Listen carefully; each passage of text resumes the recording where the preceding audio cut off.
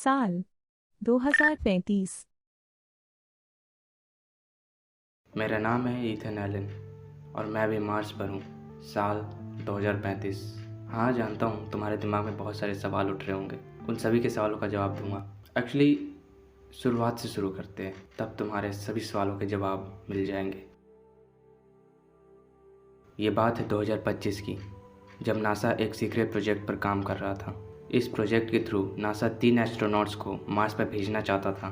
इस प्रोजेक्ट में 3 एस्ट्रोनॉट्स को मार्स पर भेजना, वहाँ उन्हें सक्सेसफुली लैंड कराना और वहाँ महीने भर उन्हें सर्वाइव करवाना, उसके बाद उन्हें वापस धरती पर लाना चाहते थे। सब कुछ प्लान के मुताबिक चल रहा था। साइंटिस्ट एंड इंजीनियर्स अपने अपने तर्क रख रहे थे कि कैसे तीनों एस्ट्रोनॉट्स को मार्स पर भेजा जाए। सबसे पहले हमें एक पावरफुल रॉकेट चाहिए होगा जो अर्थ की ग्रेविटेशन के खिंचाव को पार करने में काम आए।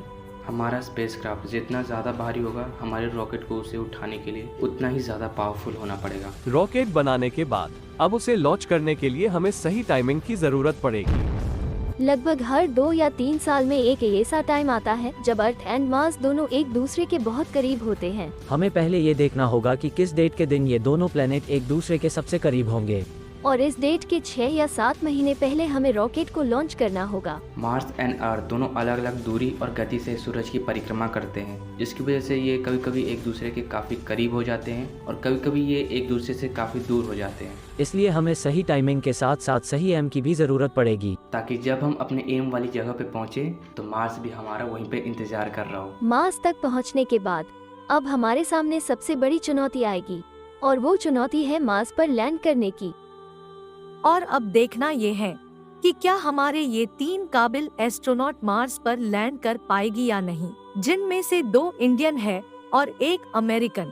और सुना है इंडियंस कभी हार नहीं मानते, जिससे साफ जाहिर होता है कि लैंडिंग के दौरान ज्यादा कुछ तकलीफ नहीं होने वाली।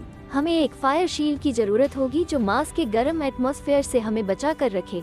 ये शील्ड हम अपने स्पेसशिप के चारों ओर लगा देंगे। एग्जैक्टली ऐसा ही होने वाला है, क्योंकि मार्स पर लैंड करने के लिए हमारे पास प्रॉपर प्लानिंग है। सबसे पहले हमें एक सही डायरेक्शन चूज करना होगा जहाँ पर हम लैंड कर सके, वरना कहीं गलती से गलत जगह पर लैंड कर गए जहाँ पे ढेर सारी रॉक हो या कहीं पहाड़ पर लैंड हो गई तो एक नई मुसीबत खड़ी हो जाएगी। सफर के दौरान हमारा स्पेसशिप 1000 माइल पर आवर की स्पीड में होगी, और जब हम मार्स पर पहुँच जाएंगे तो हमें इसी स्पीड को 100 माइल पर आवर की स्पीड में करना होगा। और अगर ऐसा नहीं होता है तो मार्स की इन्वायरमेंट में एंटर करते ही हमारा स्पेसशिप शूटिंग स्टार बन जाएगी और फिर डिस्ट्रॉय हो जाएगी। हमारे लिए ये टाइम बहुत ही मुश्किल टाइम होगा, और इसी समय को हमें ठंडे दिमाग से सोचना होगा और काम करना होगा। मार्स की इन्वायरमेंट में एंटर करने के बाद हम एक स्ट्रॉन्ग पैराशूट का यूज कर सकते हैं। अगर ये काम नहीं करता या फेल हो जाता है तो हम एक जेट पैक का यूज करेंगे स्पीड कम करने के लिए, या जरूरत पड़े तो हम एक एयर बैग का यूज कर सकते हैं। इससे लैंडिंग के टाइम पे हमें ज्यादा चोट नहीं आएगी और हमारे स्पेसशिप को भी। अब जैसे तैसे मार्स पर लैंड करने के बाद हम वहाँ करेंगे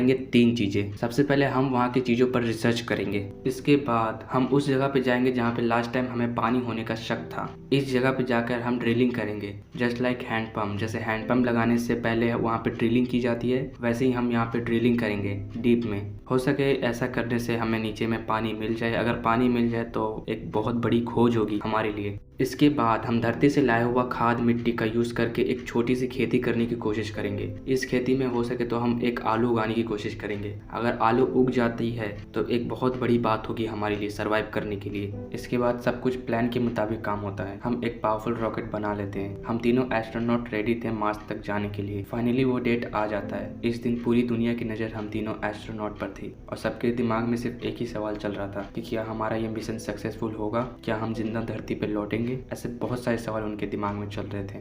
इसके बाद रॉकेट लॉन्च हो जाता है। हम सक्सेसफुली स्पेस में आ जाते हैं। सफ़र काफ़ी लंबा था। हम तीनों स्पेसशिप में बातें करते करते काम कर रहे थे, और फिर बातों बातों में कब 7 महीने बीत गए हमें पता ही नहीं चला। एंड फाइनली वो डेट आ जाता है जब हम मार्स के काफ़ी करीब होते हैं। सब कुछ प्लान के मुताबिक होता है। हम मार्स तक फाइनली पहुँच जाते हैं। इसके बाद हम मार्स के इन्वायरमेंट में एंटर करते हैं। हम काफ़ी स्पीड में लैंड कर रहे थे। हम तीनों की धड़कनें काफ़ी तेज़ थी। फिर हमने पैराशूट ओपन किया और फिर हमने सक्सेसफुली मार्स पर लैंड कर गए, और ये दिन पूरी दुनिया के लिए सबसे